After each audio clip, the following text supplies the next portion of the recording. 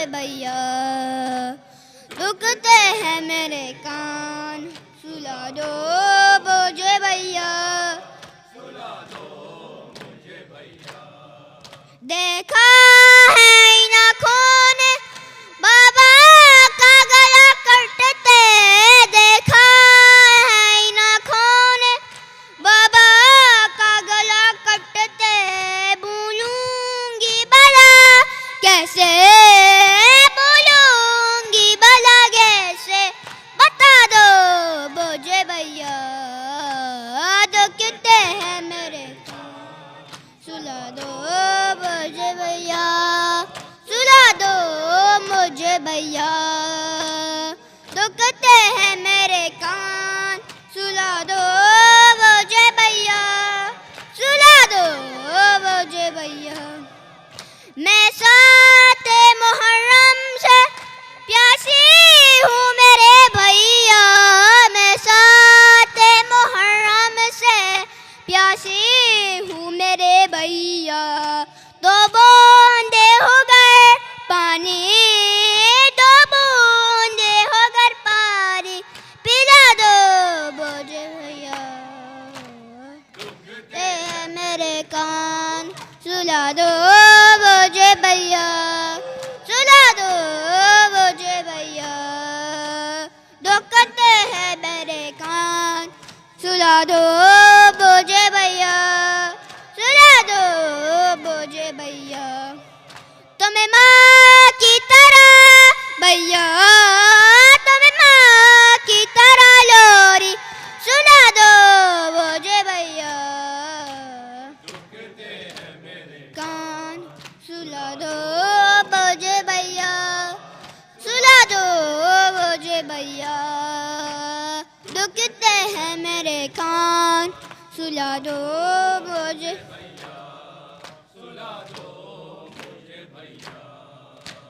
بھائی میرے کانوں سے اب تک ہے لہو جاری بھیا میرے کانوں سے اب تک ہے لہو جاری تمہیں آ کے ذرا مرہم تمہیں آ کے ذرا مرہم چھپا لو مجھے بھیا دکھتے ہیں میرے گان سلا دو مجھے بھیا سلا دو مجھے بھیا دکھتے ہیں میرے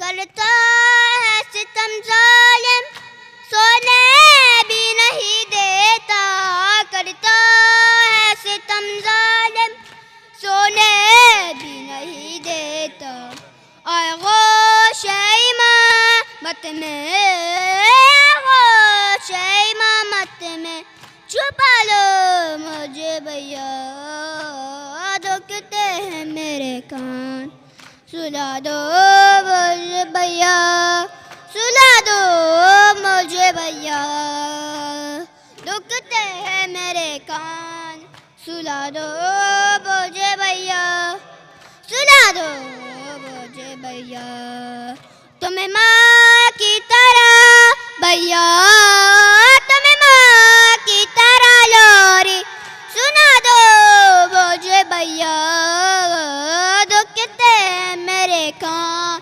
سنا دو مجھے بھیا سنا دو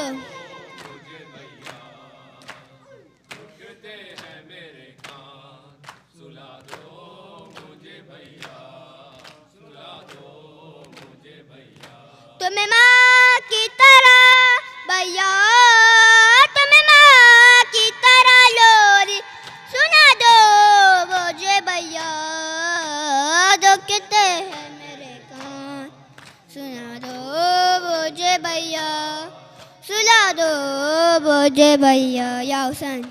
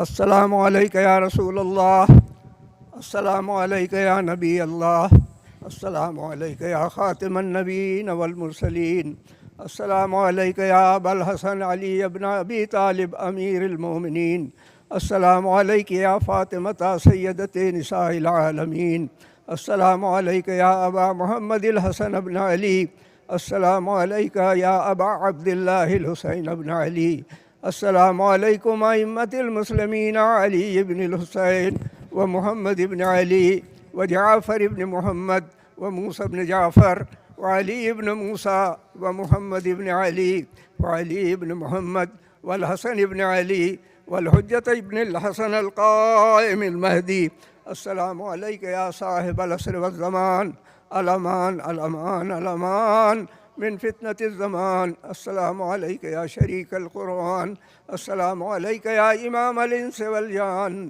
عجل اللہ فرجک وسهل اللہ مخرجک وظہورک ورحمۃ اللہ وبرکاتہ، اللہم صل علی محمد وآل محمد۔ بسم اللہ الرحمن الرحیم، اللہم کل ولیک حجت الحسن صلواتک علیہ وعلی آبائہ فی هذه الساعة وفی کل ساعة ولیا وحافظا وقائدا وناصرا وظليلا